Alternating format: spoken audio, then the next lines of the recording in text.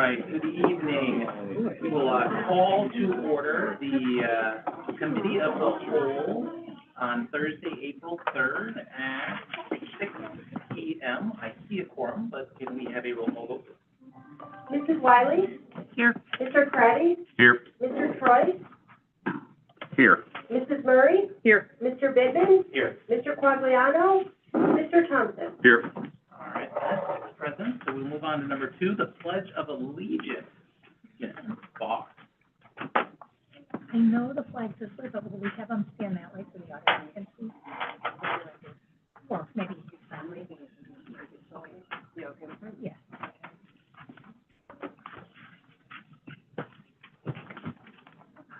Good evening, board. Before we get started here, I did want to announce that we have some special guests. We've got the Sign Language Club from Martin here. We've got lots of students who are excited to show you what they've learned. So they're going to come in and fill in this area here. I'm going to try to catch a video of this over here. And then, so they will be signing and saying the pledge at the same time. Then just a couple of them come tell you a little bit about the club afterwards. But I wanted to preface that because it'll be different than what we normally have.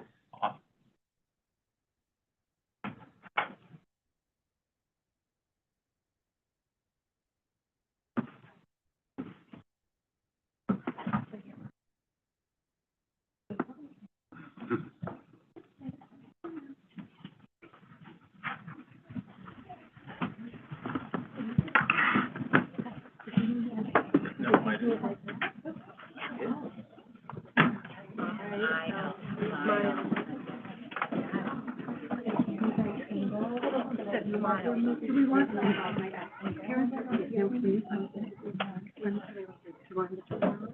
Yeah, I think so. We could do it twice. Good choice. Ready? Run it twice. I pledge allegiance to the flag of the United States of America and to the republic for which it stands, one nation, under God, indivisible, with liberty and justice for all.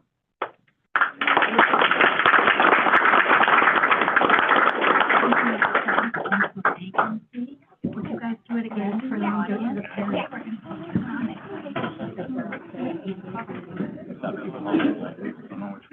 We're gonna do it a second time so that you can see them.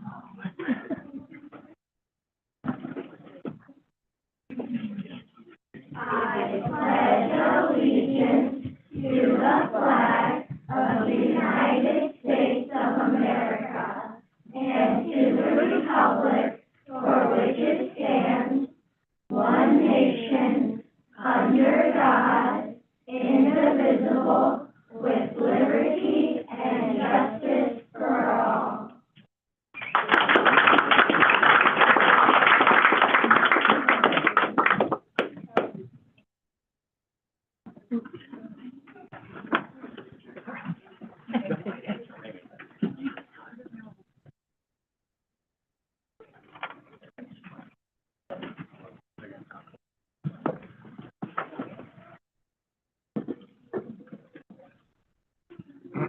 We wanted our team leaders, these are our students who have been in Sign Language Club for their second year, and they wanted to just introduce themselves and a quick little reason why they like coming to Sign Language Club.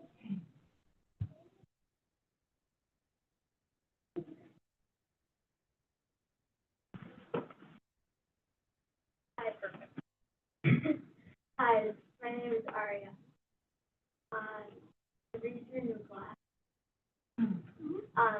is because I get to talk to people that are deaf and can't speak, and I like wanted to learn a new language.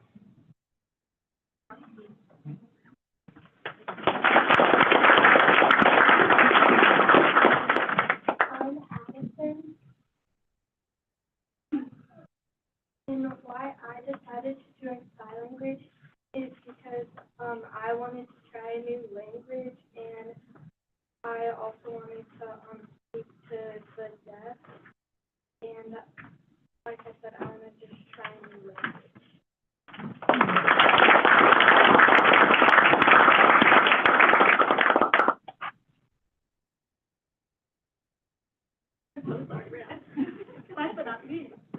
Hi, my name is Rayon.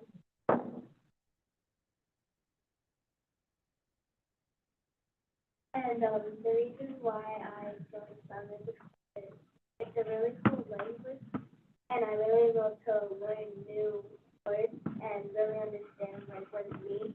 And I love to speak to the deaf people so that I could inspire them to do sign language and make them understand that we're not the only one that is doing sign language. So that's why I joined sign language.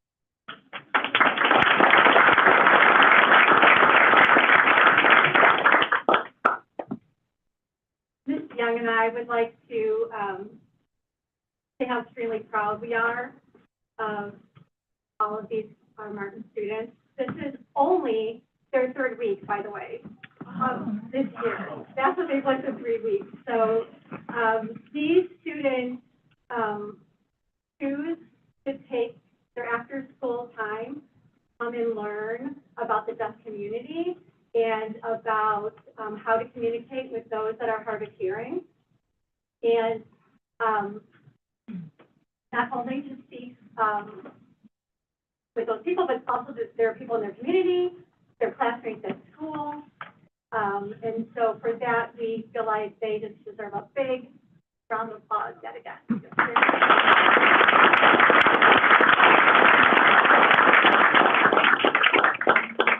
Man, you guys want to teach them how we class, how the deaf community, how do we class in time?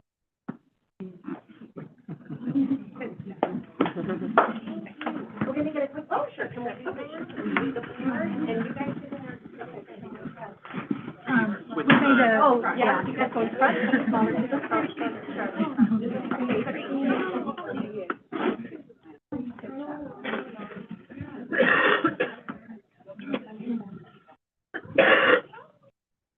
I need the panoramic. You can come up and take pictures. Yeah, parents, don't be bashful, you can come up. Hi, guys.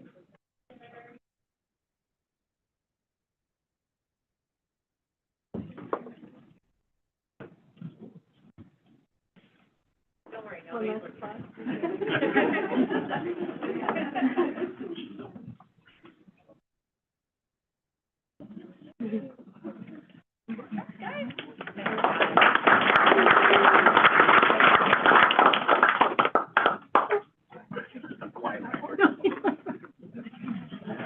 Great job, everyone. Great job.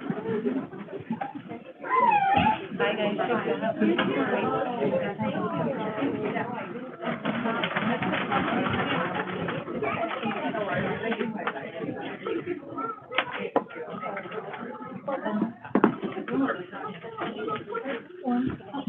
Yeah.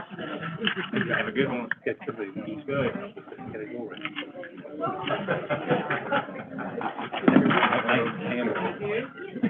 I am literally, gotta go. And that's coming through. Not everybody's here for my budget.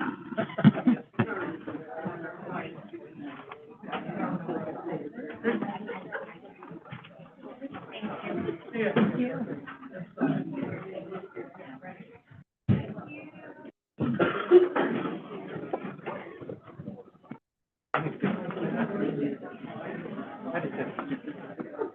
Tough act to follow. Yeah.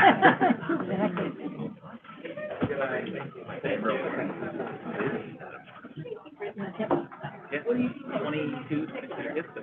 When my daughter was at Martin, she was in the discussion test, and we had and they had a teacher who, she taught them how to do listen to the pledge. She came here and did the pledge at the end of the sixth grade.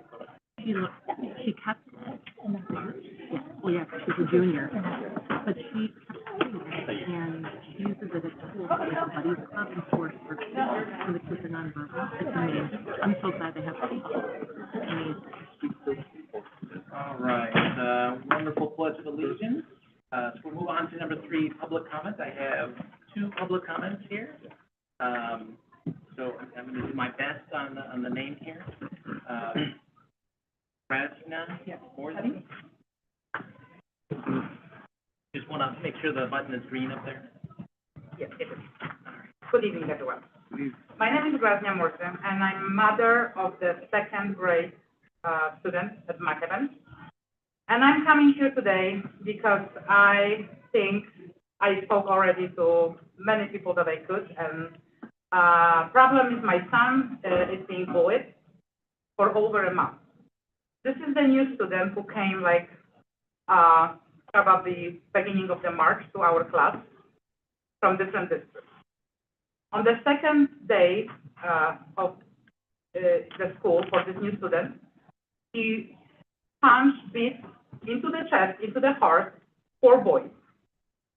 On the 4th day, he was sitting on the Explorer together with them, same group, and he told them he wished they will all die. 2 days later, he came into my son's face, like straight, and he started intimidating him. I went to principal, to his teacher. I sent an email to superintendent, and I was speaking with someone from the office who is representing, bullying people. I mean, the people that are dealing with bullying.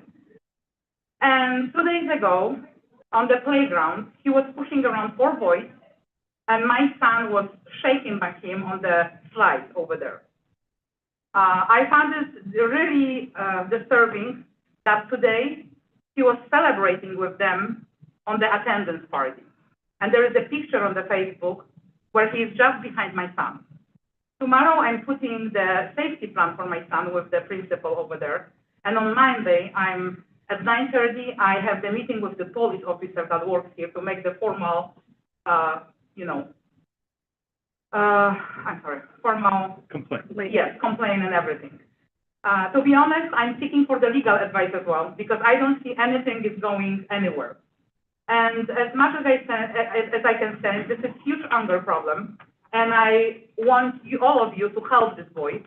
But at the same time, for over a month, we are helping him, including the principal of the McEwan, and there is no result. My son feels unsafe and in danger when around him. Today, when he saw himself on the picture and that boy behind him, he apologized to me that he was so close to him. This is unacceptable. I know the data and special services, they take time to, formalize everything, but I'm begging you to do something because it's still 8 weeks of the school. And every day there is a danger and we're struggling, what's gonna happen? Like probably 3 weeks ago, he hit another boy who happened to have something in his mouth that they were working on art projects. It broke in half in his mouth. There is this much from happening and from doing something really, like we don't want that. Not me, not you, not any of us. And I know there is a class, special class, for the kids that have like problems with behavior. And I'm asking you to go, whatever you do normally around this project and help us as a parent, because this is just not me. I spoke to other parents because there's, our class is probably about half of them already being beaten, pushed around, I'm not gonna say there is like swearing, cursing, and, intimidating other people. There is a lot going on every day. It's not one accident. It's been over a month. And please help this boy, but please help 22 other kids that they are together with him every day in the class. They are unsafe. And I'm standing right in the front of you. I took the time today to come and tell you not sending an email. I just want to come in person and ask you to help us. Thank you. Thank you. Thank you for the comment. I'm sorry I had to go through that. I'm sure we'll follow. Thank you. Thanks.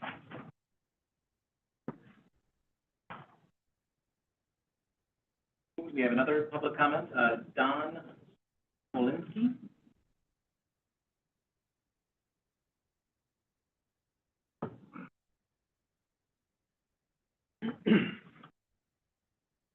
Hello, thank you for the time this evening. I've been to meetings before and spoken, so some of you may know me, don't. I have two comments I'd like to make tonight. The first one is going to be, really on behalf of the Huntley American Legion. And I'd like to make a shout out to a specific staff member here in the district who's helped us immensely.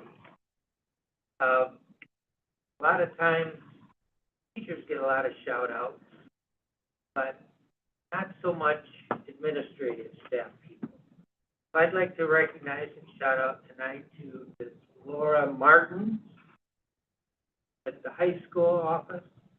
She's been an invaluable help to our Legion Post through several of our programs.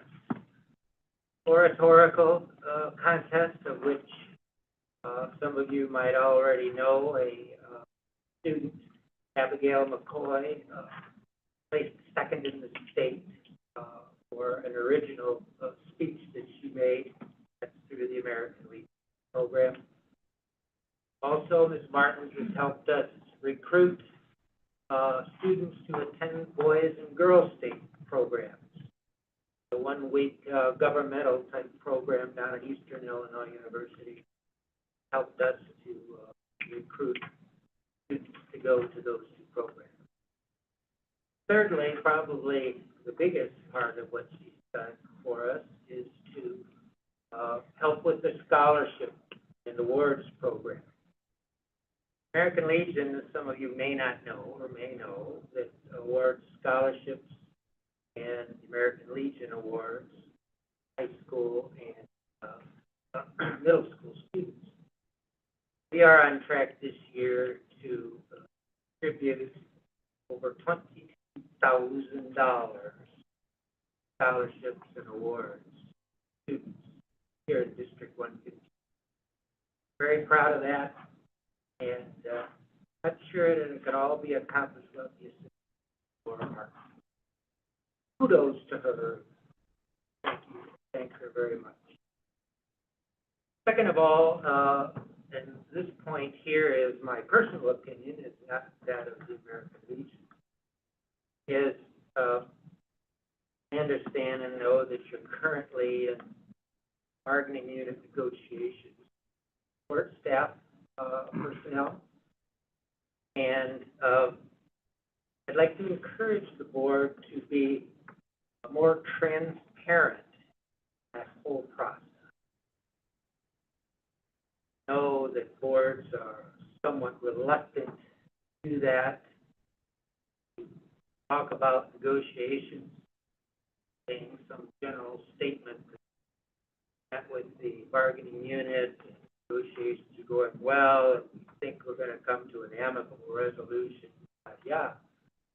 No details ever are brought forth. I know there's a reluctance to it. Probably your lawyers tell you, oh, we can't do that, or like that.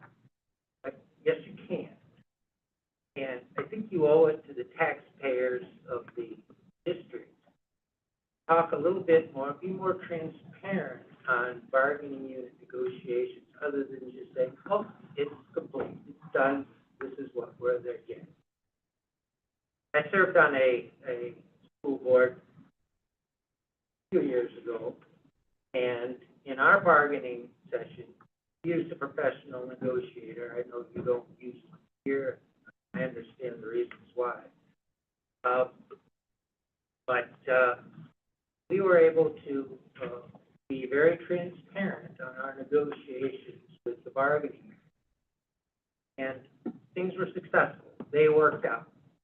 Transparency is always good. The more you can provide, the more trust your taxpayers to entrust you with their hard-earned tax dollars. All I have. Thank you very much. Thank you for your comments.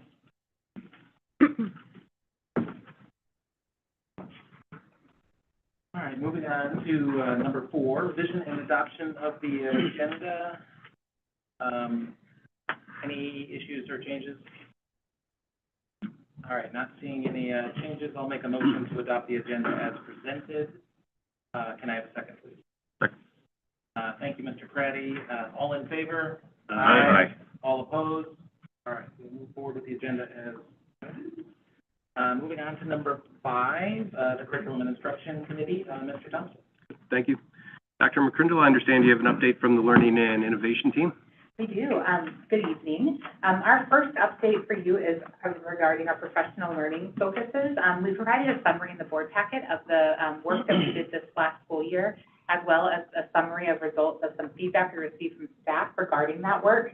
And I think it was very interesting to just see the benefits of the focus of professional learning coming through and what teachers are saying that their needs are and how they feel supported.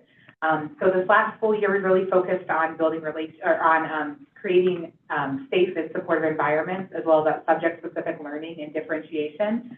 And I put the results in the survey, but for next year, we were very proud to see that the behaviors and classroom management rose to be a number 5 on the list of high needs for teachers. It doesn't mean that we don't believe that that's an important focus, but it did become a top priority for them. And so this next school year, the focus that they have identified is that subject-specific learning, which is really around the content areas, literacy, math, science, social studies. And then we're seeing some focus on differentiated instruction, as well as supporting special populations coming up to the forefront. And this afternoon, we actually met with our curriculum committee, which is a representative group of educators from ECC all the way up through 12 plus. And when we dove into what do you mean when you say supporting special populations, they really they highlighted the fact that they would love some more support with our EL population. So they realized that we have many students in our classrooms who are EL, as well as our students with special needs. And so what does that instruction look like? What supports do they need? And so what's exciting is that it is exactly where we're seeing in our data where we need to start pinpointing and moving our needle. And so we felt like that was a positive. The other focus that came out from that conversation and from the survey from our staff is technology-related learning, which was connected to AI. And so that rose to the forefront as a focus that they would like to have some professional learning and development on that. And then when we dove into what that subject-specific learning was, some conversations around professional learning communities and how they found that work that we've been doing with Build Capacity LLC to help build their capacity and being teacher leaders as being positive. And that there was some want to continue to grow and being able to lead those PLCs. And so you'll see in our plan that our focus next year really is that job-specific training for specialized teachers, providing some more time to plan and participate in PLCs, some time for teacher-to-teacher sharing. They asked to be able to share their own expertise. We have some excellent teachers who are doing great things, so how do we engage or provide opportunities for them to share their learning? The opportunities for that Build Capacity consulting, we want to do more of that. Some specific PD on how to help students who are not making the progress that's expected because they see there's some kids that are kind of on the bubble. What do we do to help them? And they wanted some specific PD there, and then some formative assessment practices. So what are we doing when we see a child's not eating right now to adjust it to help them in the moment versus waiting for an end of unit or an end of school assessment. And so you'll see that our focuses really are going to revolve around that. We also put at the beginning, we asked teachers, and this came from our curriculum committee, we wanted to know what do you use the most of? What type of professional learning do you find most beneficial? And so most of our staff have selected that curriculum work or training with job-like roles, which is our PLCs and our different curriculum support. About half of the staff surveyed said that they've worked with instructional coaches, and so lunch and learns, coaching cycles, planning. Some of our staff have done some peer observations. You'll see another big one down there was individual PD and being on Twitter and maybe following podcasts and blogs. And then they kind of get a little less, outside conferences, some book studies. We offer some summer courses for staff, so some are participating in that. And so we're proud of the work that we are building, and we feel confident that these are the right focuses to help continue moving us forward. And so what our plan is our administrative team has been diving into this and starting to design a plan for next year, leveraging our institute days and our early release days, as well as our staff meetings and different times of how we can fit all of this in a meaningful way for staff, but still honor their voice of what they're saying and what they need.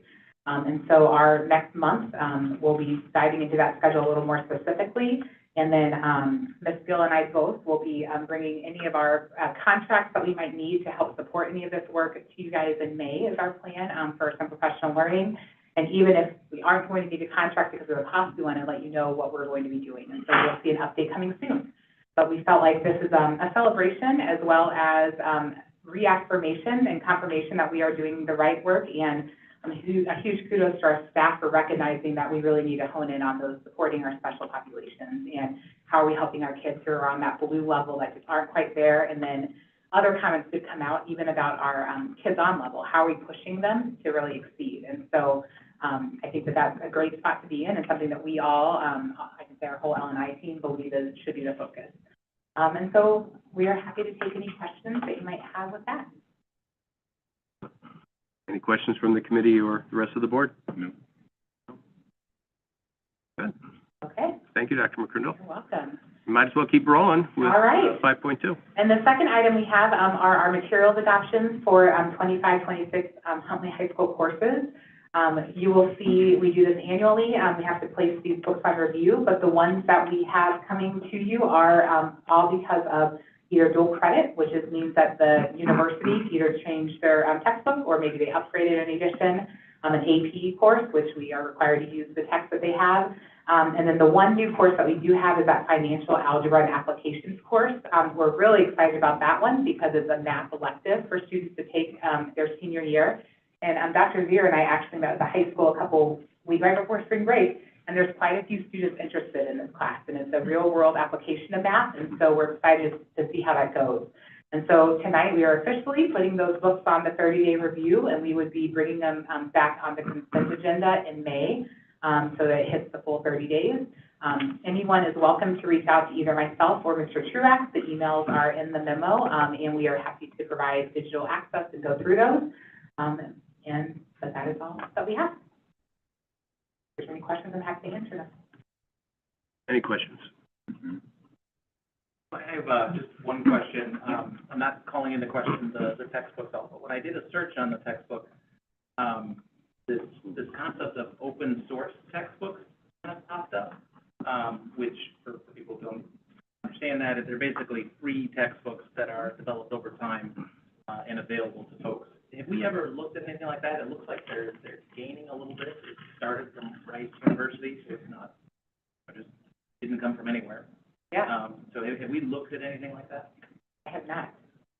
Because it did pop up, I think, as approved for the AP text. Okay, So it just might be a way to save some money and yeah, spend it. absolutely. I'm glad you brought that up. We can definitely look into that. Thank you. And these new texts are available also to our community as well. Yep. So if they have questions, they can also get the digital copies for Absolutely. Good. And we'll set up a time. We'll even sit and go through them and talk through them if they need to as well. Very good. Thank you. Great. Thank you. That's all. So we'll move on to the Finance Committee.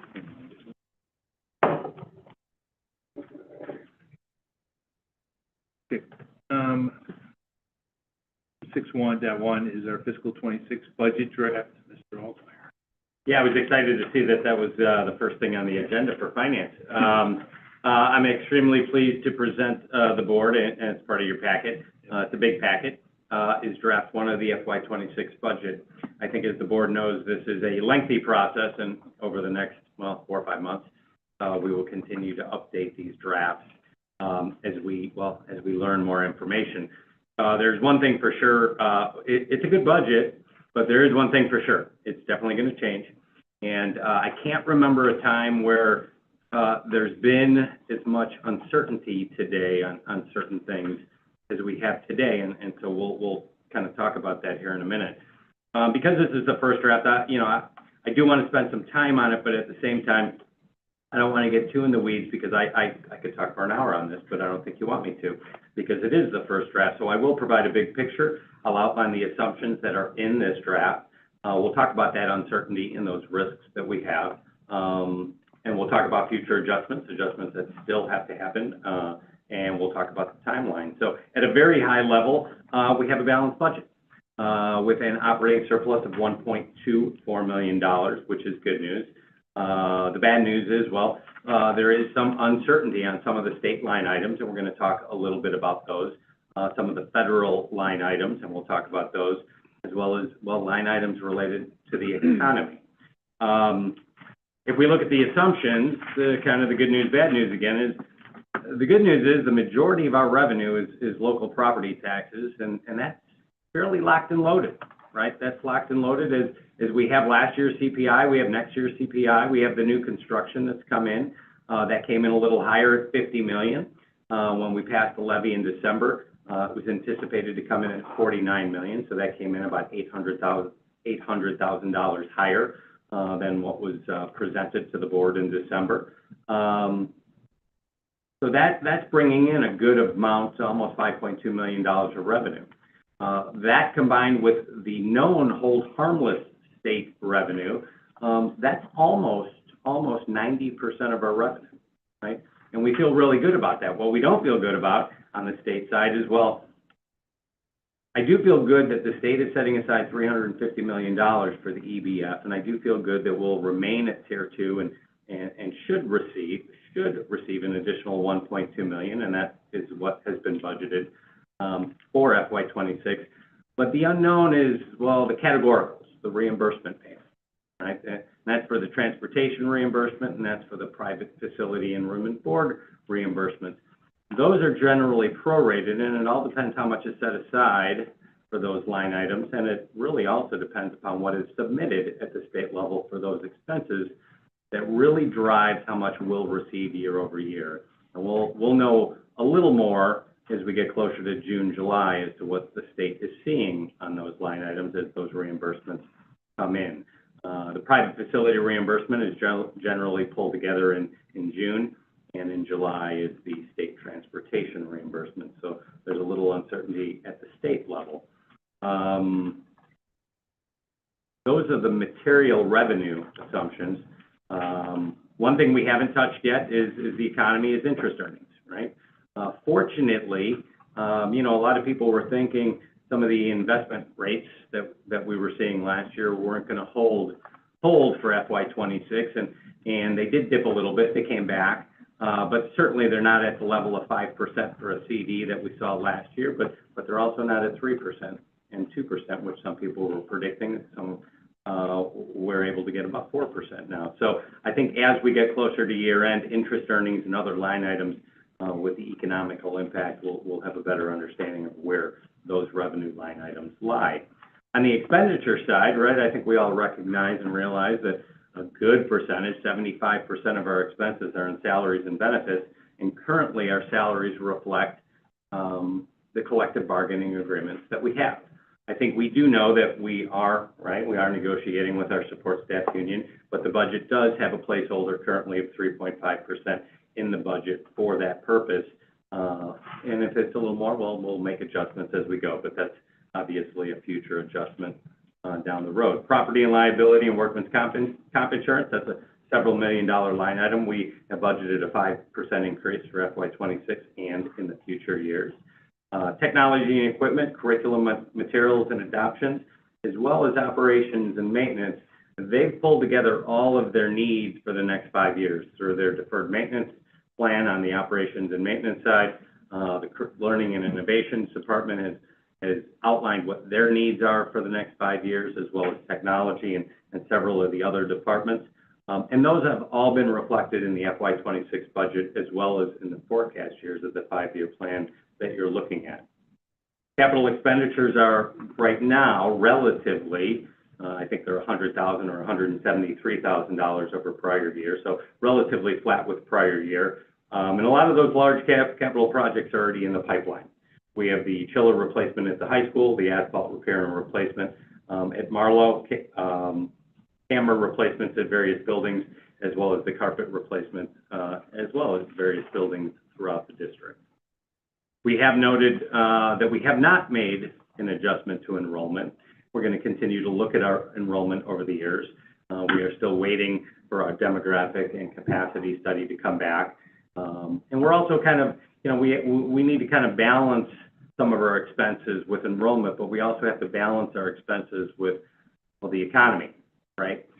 because as the economy shifts, some of our supplies with some of the things that are happening in the country today, we may see some significant increases in our O&M budget, maybe even in our transportation budget, depending upon how those tariffs impact the purchase of some of the things that we do purchase. I also noted in the budget memo, if you did have a chance to read it, property taxes.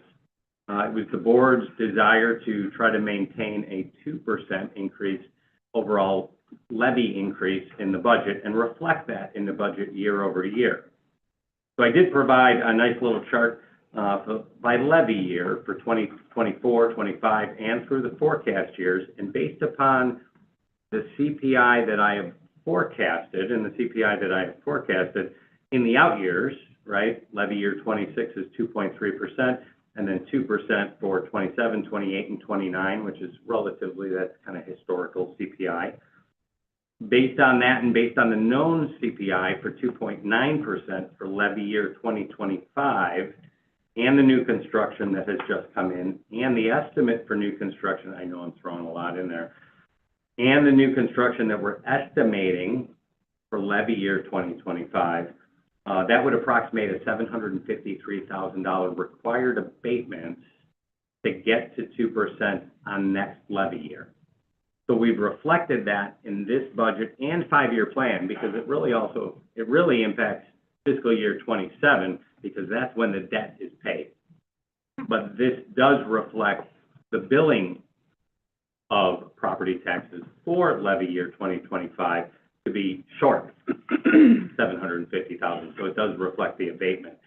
In the other out years for levy year 26, 27, 28, and 29, the actual overall estimated increase in the levy is less than 2%. And it's less than 2% because while we forecasted 2.3 all the way to 2% CPI in the out years, but you have to remember with our debt remaining flat year to year and not increasing at 2%, that's what's dipping it below 2% overall is our debt for the district remaining flat. So I have provided that analysis in this budget, and we've also made that budget adjustment of $753,000. At a very high level, revenues are increasing $6.5 million or 4.87%. The majority of that is the levy of $5.2 million, which I previously noted. Approximately $2 million of that $5.2 million is new construction. And $50 million is one of the highest new constructions we have seen, well, since I've been here. And that reflects, that's about $2 million of additional property tax revenue. Our rate, by the way, this is kind of interesting, and I noted this in my fiscal memo, so I'm going to pull out my fiscal memo really quick. But while we're keeping the overall taxes to the community flat at 2%, our levy increase is 2% for levy year 24 and 25. But for levy year 24, the overall, hold on. I'm sorry, guys, bear with me. The tax rate dipped to $4.08, which is almost a 6.71% decrease in the rate, while we're only increasing taxes by 2%. So that's good for the community. It's good for the homeowners because that's a reflection of market value. Right? Well, again, our market values went up about 7. I mean, what you're saying is 100% correct. Yeah. The whole rate system is an indexing system. EAV EAV this current year went up over 13%. Yeah. Right. Now that includes the new construction, but overall there was a significant increase in EAV, which is driving that rate down. But what I think it does is it drives a lot more people who want to live here, because if you compare it against Crystal Lake and some of the other areas, the tax rate is Significantly higher. So Correct. if this continues to go down, it's going to make people want to live here by having it under control. Bay State revenues are increasing by $1.23 million, so that plus the $5.2 million equates to the increase in overall revenues at this point on draft number 1. Salaries and benefits within the FY26 budget draft 1 is increasing $5.9 million. HEA HESPA non-union salary increases approximate $4.5 million. Benefits are increasing $1.4 million, And of that 1.4 million, 1 million, or 7%, is expected, is right now, in the budget is a placeholder for a 7% increase in health insurance, which would take health insurance to approximately $15.2 million for FY '26. We also use that 7% rate for the out years within that forecast as well. Purchase services, supplies and materials, capital outlay, we already talked about that. Other objects are currently budgeted to relatively remain flat with prior year. We try to do that each and every year, is try to keep supplies and purchase services and those things as flat as we can, coming up with operational efficiency opportunities, if you will, that'll offset, well, price increases. We do the best we can at that, and we'll continue to do that. But nevertheless, as more information is received over the budget period, over the next 5 months, if we do have to make changes, we will let the board know. But our ultimate desire, and I think you know this, is to have a balanced budget, to present a balanced budget to the board and the community on or about September 15th. Now, now we want to talk about uncertainty, and state revenues are certainly uncertain. Now, I already talked about EBF a little bit, but we do have two primary categoricals, and one of those is private facility, and the other one is transportation reimbursement. And I alluded to that, dependent upon what has been submitted for reimbursement and what the pool of funding is available will determine how much reimbursement we get. Well, the risk really isn't necessarily on the transportation side at this time, but the risk could be right now on the private facility side, because recently the state of Illinois passed a law, which is a really good thing for special education. Private facility reimbursement dollars that school districts receive today are for qualified private facilities for which we send our students to, right? But some of the problems that some of the districts have is a lot of districts use co-ops. And those co-ops, right, have the programs that, well, our private facilities that we use have. And if a school district opts to, well, utilize their co-op and send a very needy student, if you will, to the co-op rather than a private facility, well, they don't get reimbursed for that co-op expense. Even though that co-op expense might be $60,000, $70,000, $80,000, which is very similar to what we may pay for a private facility, they are not eligible for reimbursement at all. So a law has recently been passed which now allows co-ops to have that opportunity for reimbursement, which is going to really dilute that pool. So unless the state of Illinois sets additional dollars aside for special ed, which I'm hoping, right, I think we're all hoping they do when they finalize their budget. If they don't, well, that will significantly reduce our private facility reimbursement, which I do believe today is upwards of $1.2 to $1.4 million a year. Right, so that we may have to cut that a little bit, but hopefully not. But I wanted to bring that to the attention of the board because that's a big one.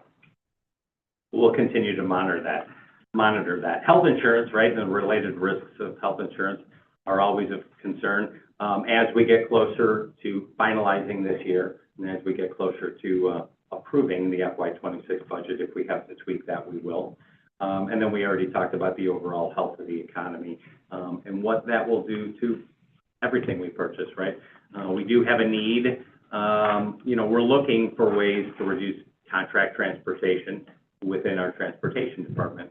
One of the ways to do that is, well, we're starting to, if we could start to hire a few more drivers, specifically drivers for minivans. If we add more minivans to our fleet, we can significantly reduce that contract transportation line item.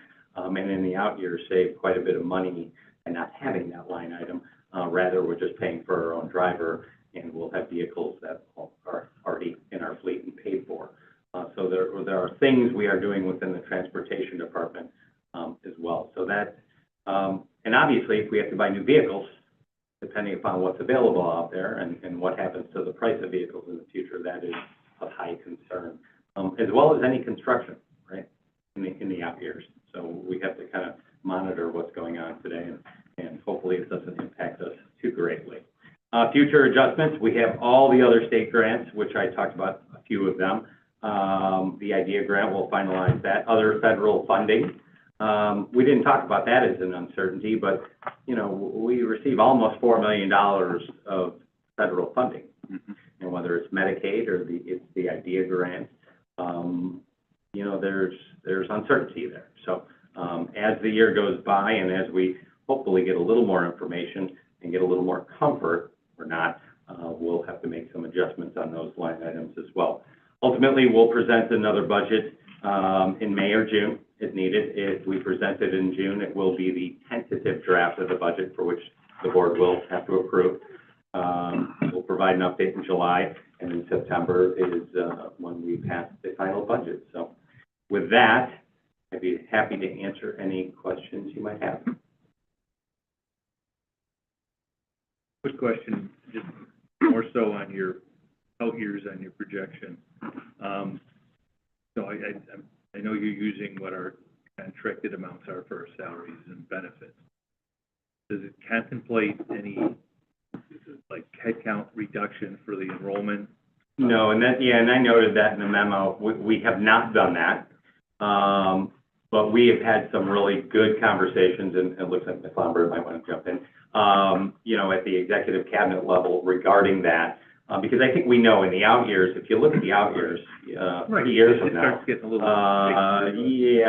it's not a break even anymore. And that may be harder with some of the things coming down the pipeline as well. So we will have to seriously look at certain areas and make those reductions. Yeah, I mean, it just depends on if enrollment does slide. Yeah, but that's where your flexibility is in those out years. Correct. Correct. In regards to the projected deficits there, so.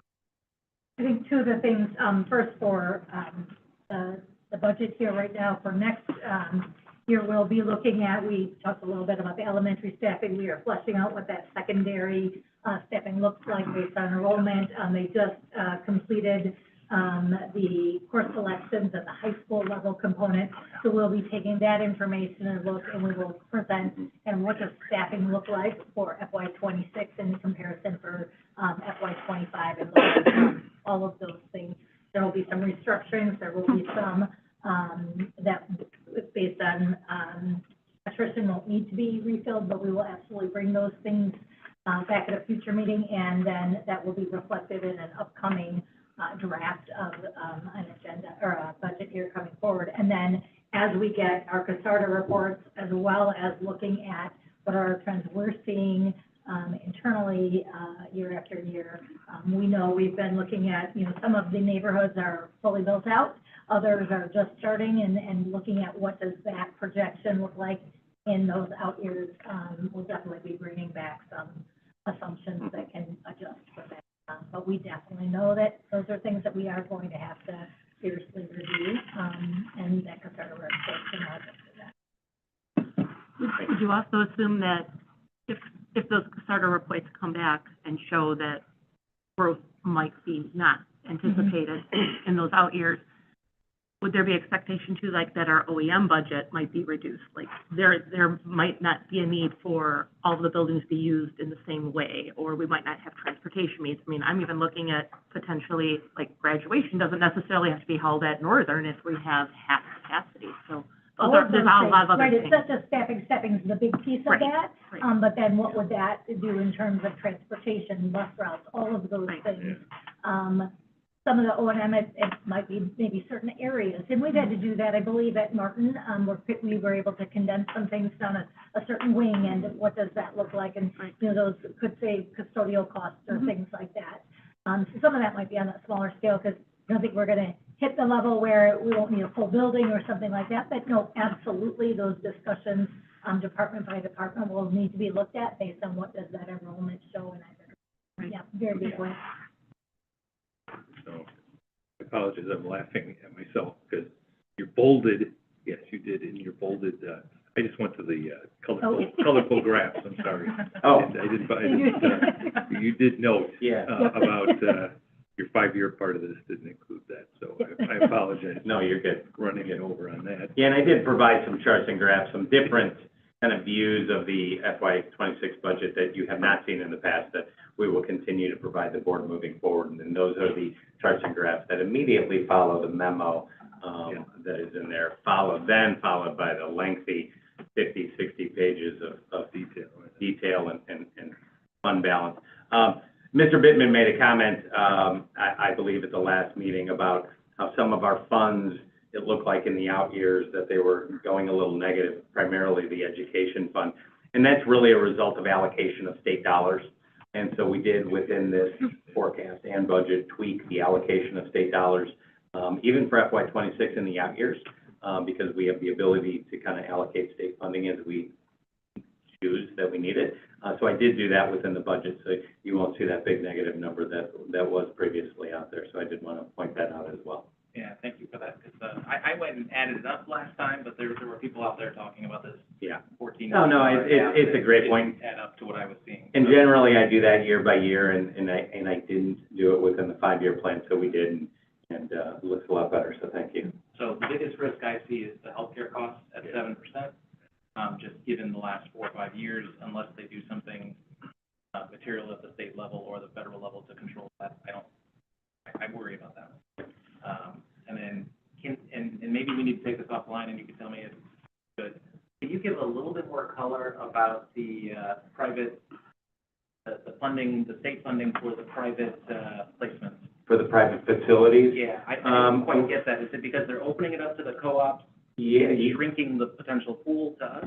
Well, it's shrinking the pool because the population of expenses eligible for reimbursement Is getting are going to increase, Okay, is going to increase significantly, okay. Right. There's gonna be a lot more people claiming trying to get with a that. smaller pool of pot of money.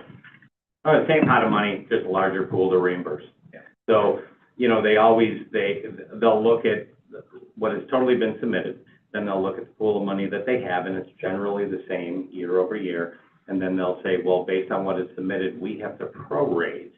Every district will receive 70% of what they're asking. Well, now that pool is bigger, if they don't increase the pot of money, well, that 70% might become 50% or 40%. We just don't know the magnitude of private facility students within co-ops. And it could be a big number.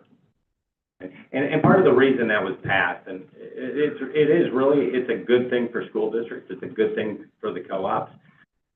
But what you don't want to happen is you don't want to start sending kids to co-ops just to get, private facilities just to get reimbursement, when the absolute best place to send them may be your neighboring co-op, right? Your neighboring school that is hosting that co-op. You certainly want school districts to make the best decision for the students, and that was a problem with the law previously. We obviously want the best care for these students. Is there any price oversight to some of these private institutions about how much they can charge? Yeah, that is all driven, well, it is driven by the state, because the state sets the rate for which, if we send a student to a private facility, there is a set rate that we pay. There is a standard rate, and so the flat rate and the intensive rate, right? Ms. Gill? Well, each private facility charges a different rate, based on the services they provide. So while there is a set rate, ISB monitors that. We get those rates, and they do sometimes increase mid-year. We don't have control over that. But I do want to highlight, when we are looking at off-campus or educating our students in a facility other than our own, you know, we do a really good job in our district of supporting our most complex learners here in the district as much as possible. So we, on average, support students off campus or out of district at 3.4%, which is about half of what the state average is. So we're really responsible with the way in which we make those decisions for students, and so we've been able to do a really nice job of maintaining our expenditures around that, while also making sure our students are supported. We don't have a co-op, so our students do typically go to private facilities, but the rates are a little bit different depending on the private facility they go to, because each private facility has different support. If that makes sense, but It does. Thank you. Thank you. Okay, and then just one, Dr. Zier, a little time, Mike's time. So in regards to our, increasing amount of early retirement, incentive and that, how did we contemplate that in any of this, in our projections? Yeah, in terms of what's coming up with HCA retirement, this will be our biggest year by far, and what I have projected out over the next 4 years is minimal, probably due to some contract language. It didn't bring people into the incentive, but like I said, you're gonna see here in May the retirees being recognized, and overall for the whole district, including all staff, we're up to 30. But the HCA staff is in the lower 20s right now, but the future numbers on that are not that high. Okay. That's still, according to my projections, 7 to 10, 8 to 10 years out, where it's gonna get significant. Yeah. And we do have a placeholder in this current budget for which we did take in retirement into account. Yeah, okay, that's, Now, we'll have to tweak that and finalize that once, we understand, those who retired and those who replaced those retirees, so that we have that really good number, that differential number. So we will have to make that adjustment within this budget. And it very well could be favorable based on the number of retirements we're seeing. okay. Yeah, just trying to give some time to the fact that there's a lot of detail that goes into the budget, including some of that minutia. Yeah. Those types of events. Yeah, there's a lot here, and that's why it takes, so many months to really get through it. Do you have anything? The only thing I was gonna ask, that on the capital outlay, I see the projects you have for 26, but I noticed 27, you have pretty high increase. Is there another large project coming up? Yeah, well, the majority of the capital projects are driven by, several things. If you see an uptick in the capital projects in FY '27, it's probably for buses. Because we do not have, within the FY '26, we do not have a placeholder for additional buses, but we do in FY '27. The other items would agree and tick and tie essentially to the deferred maintenance plan that operations and maintenance has provided year over year. So that's why you see an uptick for FY '27. And Tony, real quick on the retirement, over the next 3 years, I've got 21 projected, and I have that many.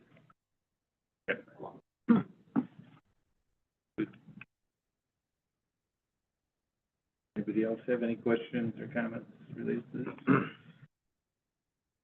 right. On to the next. The 6.2, the extracurricular committee recommendation. Thank you very much. This has really become a standard operating procedure in accordance with the HCA collective bargaining agreement. Each and every year, the extracurricular committee gets together, and they have a pool of funds of $35,000 to make really good decisions for kids in the clubs and the athletics on the amount of stipends that we are providing our coaches and our staff to provide, the opportunities that we do for our kiddos. And so this year, you have a multi-page document that outlines the additional stipends, the amended stipends, because sometimes clubs and athletics need to be adjusted a little bit based on their involvement, based on the number of students that they have, et cetera. So we do have one amended stipend, and we also have some eliminated stipends. Just highlighting a few of those.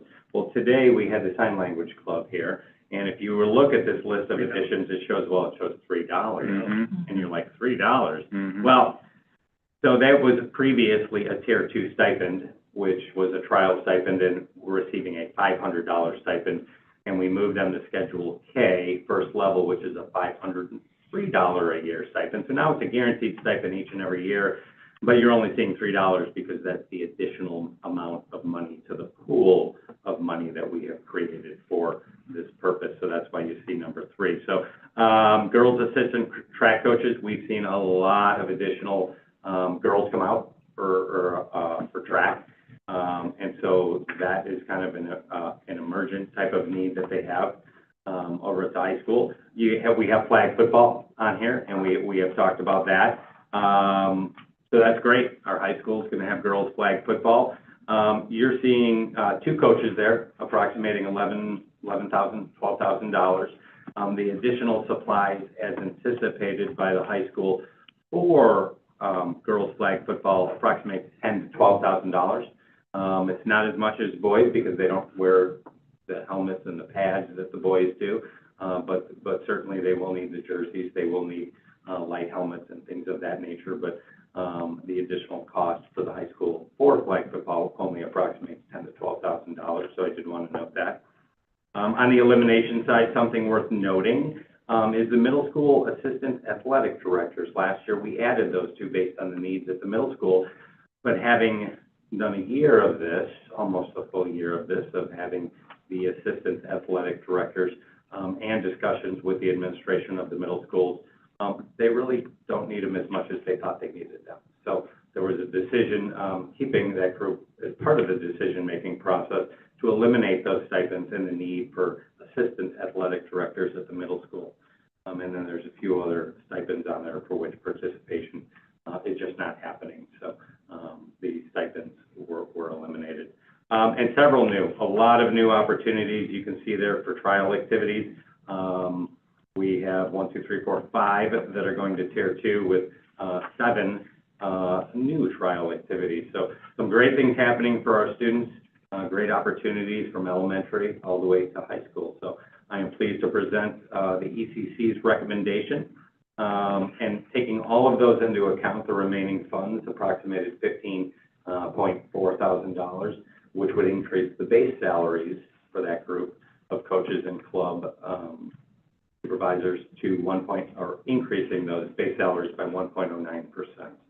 And that's also kind of standard operating procedures because that's what they're allowed to do with those funds, which also kind of keeps us within close to the Fox Valley market rate. Right. Because it used to be over time, we wouldn't increase our base stipends for a long time, and we would fall behind the market value of the coaches and club owners of other school districts. So this gives the ECC and the HEA the ability to kind of manage and make really good decisions on behalf of students as well as their own staff. So I'm pleased to present their recommendation. Any questions? I have a question. As far as, how does one qualify to get on the trial activities stipends for a club? Great question. So clubs in general are student-run clubs, right? So if students have ideas and there's a willing teacher at one of the buildings that want to lead that club, those ideas are brought forth to the principal and to the team, and then brought forward to the extracurricular committee, which has representatives from at the elementary level to the middle school level to the high school level. So there are certain people on that committee that solicitate at those levels and within their buildings the opportunity year over year. So I think it's fairly well known in the buildings that these opportunities exist, but these opportunities are usually driven from students thriving and asking for those types of how that things. works, but as far as getting on this list, like the Fellowship of Christian Athletes, I know that's new, and that's about 50, 60 students, and they have, you know, the sponsor and the student-led, and that's all going and moving. So I was just curious on, I know I was discussing with someone on that club about, you know, a fellowship event, and I know there wasn't any funds that were available for like that club. So I was just curious, and I don't know a lot about it, that's why I'm asking. Yeah, oh, got it. So, so I see this list of, you know, funds somewhat allocated, you know, for, I realize this is for next year, but I was just curious on how one lands on this list, club, that's already been created. So, and maybe this is something that, Mr. O'Meara, you can, and the inspectors there, you're part of this committee now too, or just, okay.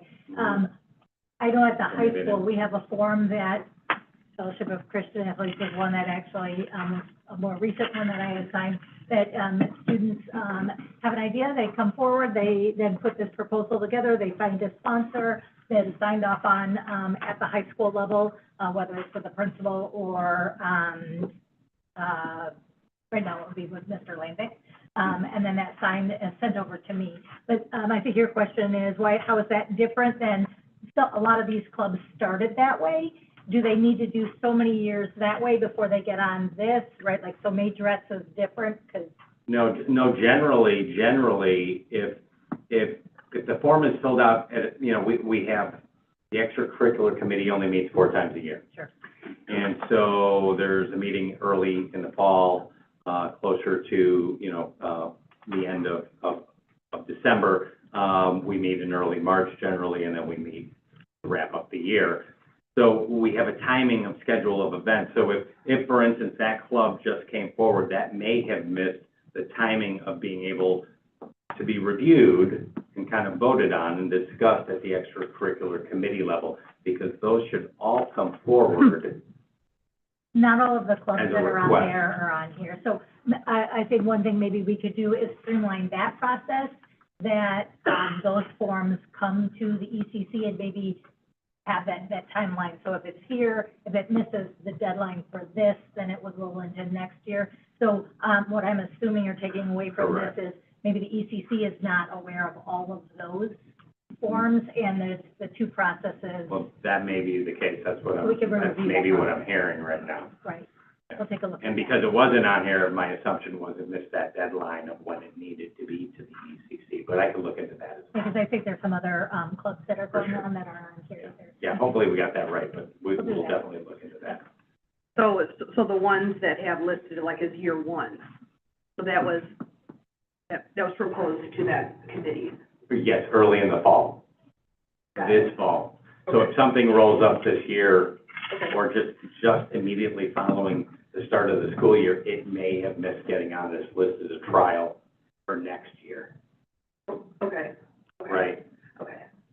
So if something originated now, it would absolutely should be on the list for next year, early in the fall, as a trial for the following year. So if any club that wants to do whatever, I'm not saying just this one, this is the example I have. Like if they wanted to do some type of event, how does a school help them to do that? Is that something that has to go through many channels, or? No, That would be building Yeah, budget, specific. so it would be to work through, that. At the high school, we'll use that would be the, activities and athletics, department, so they would go to administration there. At the middle schools, it would be through the assistant principal overseeing, that, because, all buildings do have, different discretionary funds for, a variety of different things. These clubs would be different in a sense to,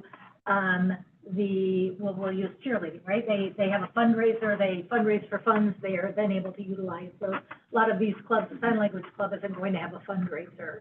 I'm gonna assume debate club doesn't have a fundraiser, those things. And so I think that is something we should have as a discussion, as an administrative, team with budgeting, purposes. If there is something that are a club or activity, how would they go through that process to look for whether it's either, we want to do this and we will collect money, but we have to reserve something that costs, are there ways that we can help with that? So I think that's probably something, more relatively new with these clubs, and that's a process we'll probably need to put in place for, buildings to know, hey, how do I do that? Because one club shouldn't get, well, another club doesn't get anything, right? So what does that look like, as far as a, kind of an ask process, if you will? So, and I have a question then, because I'm confused. I thought we had discussed, and specifically with the RAD Club, I thought there was discussion earlier that this club was going to be tied to, very closely to district efforts with like SEAC and MPAC. Like that we were going to try to rebrand it to be more, focused on like our multicultural students, and then recognizing like our special needs students and bringing it in. And there was discussion about some of the things that are done. If it's housed at the high school, then the content needs to be high school age appropriate. And I thought there was agreement on that. So I'm seeing that it's for the high school, we're giving them $300, but then, like, I know there's an event that RAD's holding, I think later this month, and it's being held at the middle school and it's open to the public. And as far as I know, a lot of these clubs, like Raider Nation, it's a high school event, it's only high school students that can participate. the debate club, it's middle school, only middle school. Why is RAD operating differently? If it's a high school group, then they're not part of this overall MPAC SEAC district initiative. And then therefore, why are their events being open to the public? So there seems to be a disconnect, and I don't know if that's just me misunderstanding it or if there was confusion on what the intent was. Yeah, so we had a couple events that were connected to SEAC, and then MPAC is doing an Eastern European night, and also they did a holidays around the world in December, and the Eastern European night is in April. We did want to make RAD be a high school club for the age, to make sure it's run by our high school students, and that's what the sponsors had wanted to do, and so it went on the trial club act for this year.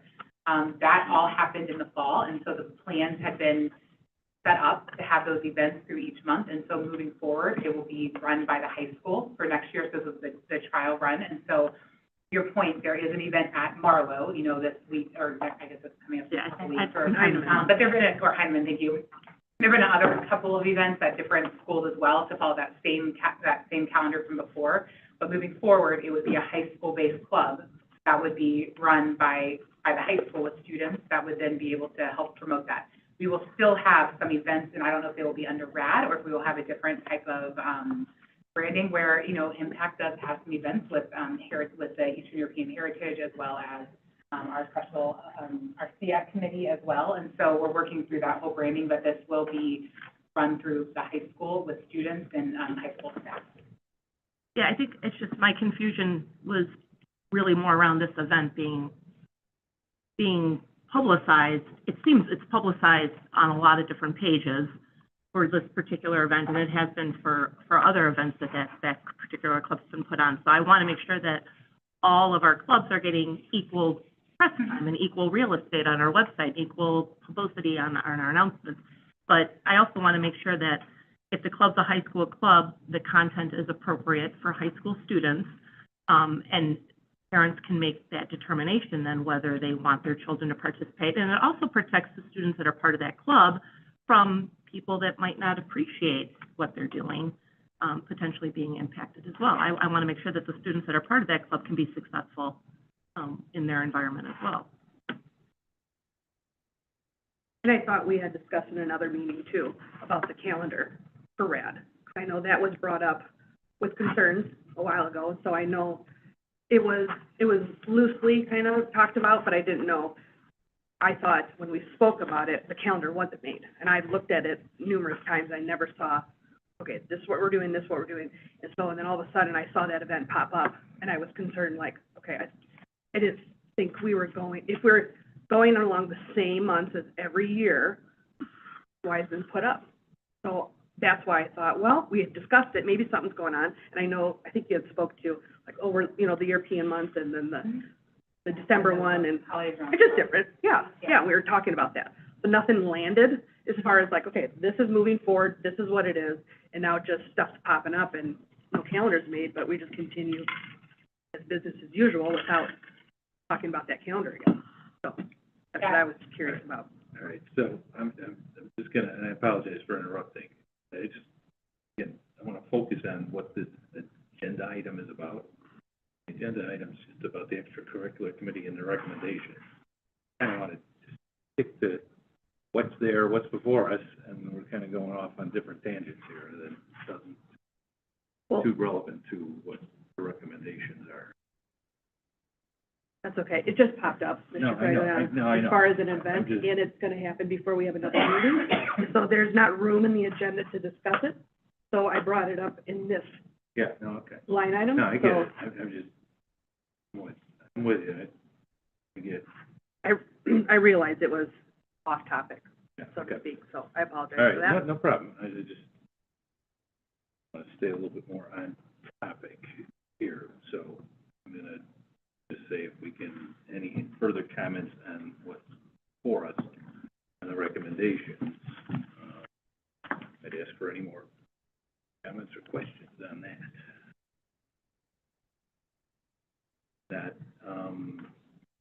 Committee-wise, are we good pushing this forward to the board for consent?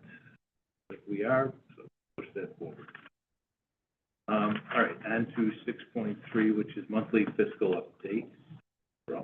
Yeah, I have nothing else to add. The one thing that I was going to talk about was the property taxes and the new construction coming in at 50 million, but we've already addressed that within the budget, so be happy to answer any other questions. Are there any? No. No, I'm good. Nothing from anybody else? For the update, 6.4, we have our payables. So we have those purchase orders and press checks, accounts payable, disbursements for us. Any questions related to those items there? Anybody else on the board have any queries? Not, we'll move that forward to the board for consent. 6.5 is the revenue and expenditures report. Thank you very much. In front of you, you have the February 2025 financial executive summary with showing a net operating surplus deficit, deficit of $2.6 million, primarily driven by the timing of revenues, primarily on the federal side, as we have not been reimbursed yet on a lot of the grants that we have been submitting for, with a little combination of some of the capital outlay that has been expensed without revenue recognition. If you drop down to the all funds, we're looking at a deficit of $6.163 million. Again, that is primarily driven by the timing of bond payments, because the majority of our bond payments are paid in the months of December and January. And we've yet to recognize the revenue on a monthly basis, the incoming property taxes that cover that. So that'll neutralize by year. So I did want to make that apparent to the board if you were just looking at the financials at face value. On page 2, we have the monthly insurance update. I think we talked about this last time. $1.9 million in claims in January 2025 was one of the highest months we have ever seen. It usually ebbs and flows, and it came back down to $1.2 million in February. In January, we did not have any stop loss credits, whereas in February, we received $115,000 in credits. So we'll continue to monitor that. I know the number of large claimants in January were very high. That did kind of cut in half a little bit in the month of February. So hopefully we'll continue to see that trend out by towards the end of the year, these last several months. Other than that, no other material concerns at this time. I'd be happy to answer any questions you may have on the executive summary. Yeah, so at this point, it's pretty obvious it'll be over on the health insurance. Yeah, and health insurance, unless we have a really, really low claim month, right? For sure. 14. And we do want to monitor, right, the aggregate claim. We're still looking, they still have to do their annual review of the aggregate claim for last year. Right. And remember, we're calendar year, so they're still looking at the aggregate claim for 2024.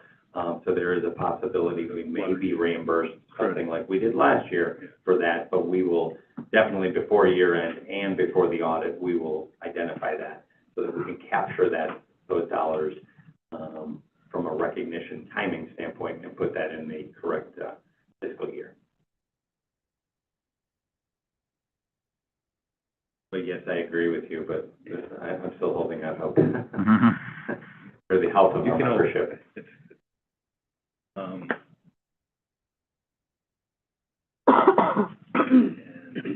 again, I guarantee you, I asked this the last 2 meetings or whatever on the special ed. It's again timing and won't be horrifically over, right? Special ed, what are you looking at? Any operating expenditures, we're just, it's got the red. Oh, you're looking at the dashboard. Yeah, yep. Correct. Yes. Yeah, that is simply timing. Front loaded. Yeah, every expense on the IDEA grant that we spend, we ultimately get reimbursed for it. It's usually a quarter, 2 quarters in arrears, because we have to file the expenditure report, and then we have to wait for the revenue to come in from the state. So that's why you see the lag there. Okay. All right, any questions? Anybody else, any questions on reports. Okay. Move on. 6, revenue contract. And 1, the high school cheerleading. Everybody good with that? Move forward. Consent.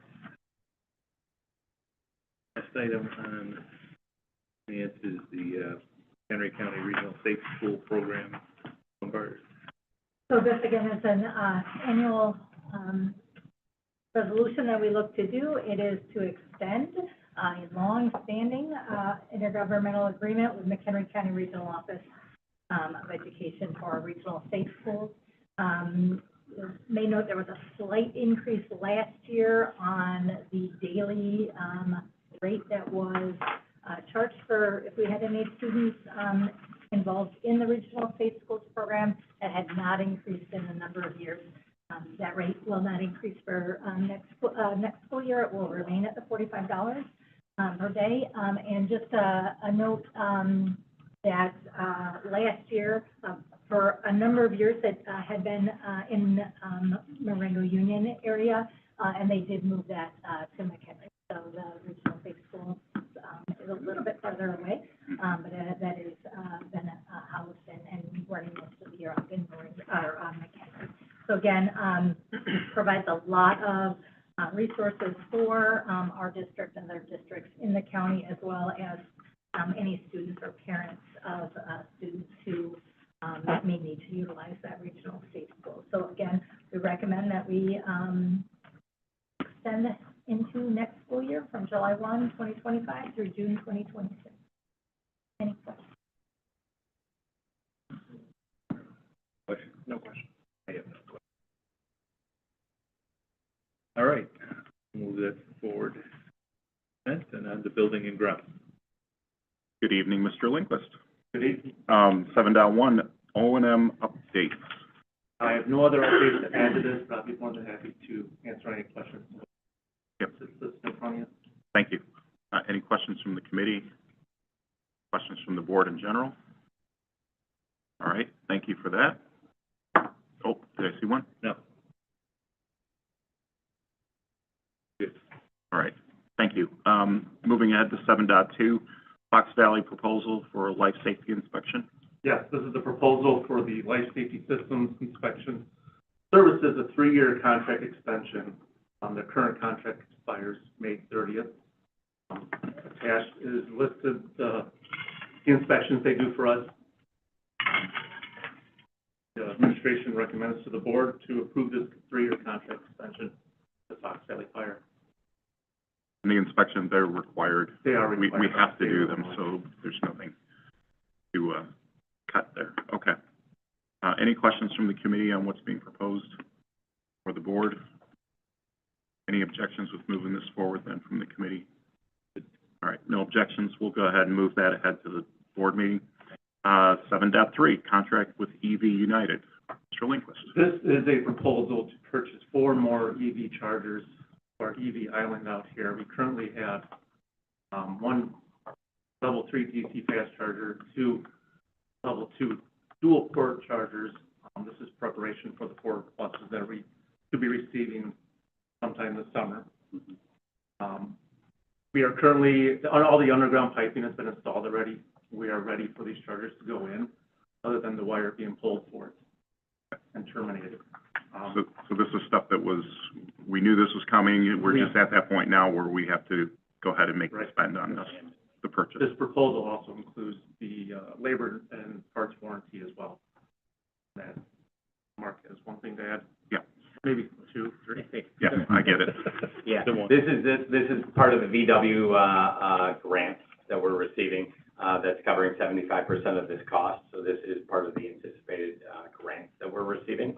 If you recall, with the 4 electric buses that we are receiving, along with the ComEd rebate, those buses are 100% covered in terms of total cost.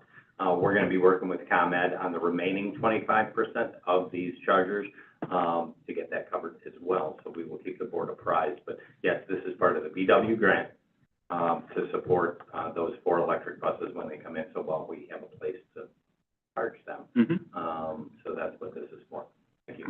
our out-of-pocket spend is 25% of what's on the sheet here. Currently. Yeah. Just want to make sure everybody's clear on that. Thank you. EV United also, anticipates a 10 to 15% increase in May. All the more reason for us to get these, the ball rolling on purchasing these now for that Okay. increase. Yeah. So the administration recommends the board to approve the purchase of the EV chargers at $103,500. Any questions from the committee? Questions from the board? I guess I have a couple questions. So the chargers, these are level 2 or level 3 chargers? One level 3 DC fast charger, which will pair with our existing level 3 DC fast charger, to get more kilowatt charges. And then, 3 additional level 2 dual port chargers. What are the costs of the level 2 chargers? Because I have a level 2 charger, it costs $500. It's attached, the pricing's all attached to this. I guess I'm baffled at how expensive these are. It's a 220 line with a high amperage. Well, they're dual port, the commercial. So the level 2 chargers are $11,100 For each, and we're getting 3 of them. But then you also add the parts and labor and them monitoring this device. Yeah, it still seems, yeah, $500 is what I have. I understand this is a higher amperage. So the total for the 3 level 2 chargers comes to $54,219. Yeah, it just, I guess it's my opinion that these are very expensive. I'm not sure what we're getting out of a plug. And they are, I mean, obviously, the level 2s are much cheaper than the level 3s. But when we went through this process, trying to identify, when we went through this process years ago, when we had the 4 initial VW4 buses, we brought in multiple experts in the charging world, from ChargePoint, from Borg & Warner, from, I'm trying to remember all of UV, and they're all very kind of similar price. There's no doubt about it. But the main charging companies that are on the market that are out, other than Tesla, ChargePoint is one of the largest charging station companies in the world. And at the time, that's why we chose them. Number one was the cost. They were a lower cost than most of the other providers. And the ability to do what they say they do, that they're up and running, and their ability to repair these in a timely manner. Of the equipment. Yeah, of the equipment, right, the reliability is why we went with them. Have we had any failures with the other level 2 chargers? None to my knowledge. I know we have one service call for it, sending information to the cloud-based system, that was resolved really I guess quickly. You guys see some sort of, this is literally just a plug from your 220 out. I mean, there's nothing complicated here. Well, I wouldn't personally feel comfortable putting in a residential charger out in a transportation lot. I'm just saying that. No, but I know, but we did look, we did look at a lot of charging companies when we initially went through this process. And certainly for the sake of making sure that we can connect our 2 level 3s together and have similar charging stations along the line, that I feel comfortable that are very reasonably priced, with others on the market.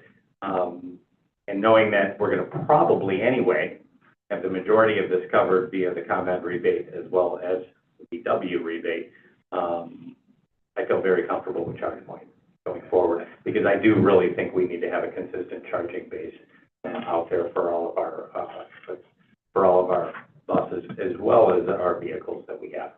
I do appreciate the question. I hear you. Right, My opinion is we're overpaying. Yeah.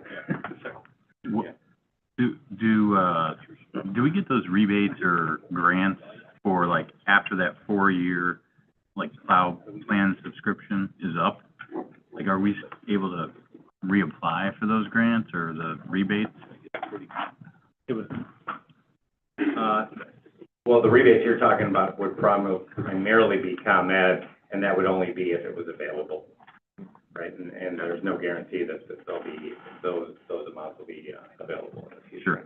Okay. I think ComEd has been a really strong partner, obviously stepping up to the plate, providing us not only covering the 25% on these 4 current buses we have, but providing us rebates for prior year, and even going retro on $150,000 in the current year for last year's buses when they increased the amount on a per school district basis. So ComEd has been very reliable and obviously very giving on that front. So we thank them as a partner. Any more questions? I was gonna say, anything else to add, or, okay, any other questions? All right, any objections with moving this forward to the board then?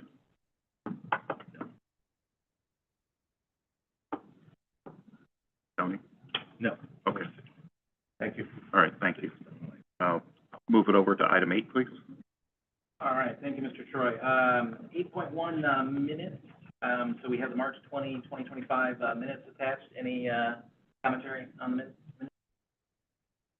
All right, with that, we'll move those forward. And then we'll move to number 9, public comment. Any additional public comments? All right, with that, I don't see any, so we will move to item number 10, closed session. Move into closed session. I'll make a motion to move into closed session at 7:30 p.m. As indicated in the agenda. Can I have a roll call vote? Second. Oh, second, sorry. Mr. Troy. Mr. Bivett? Yes. Mr. Quagliano? Yes. Mrs. Wiley? Yes. Mr. Craddy? Yes. Mr. Troy? Yes, Mr. Thompson? he stepped out. Oh, Mrs. Murray? Yeah. All right, with that, we move downstairs. Thank you.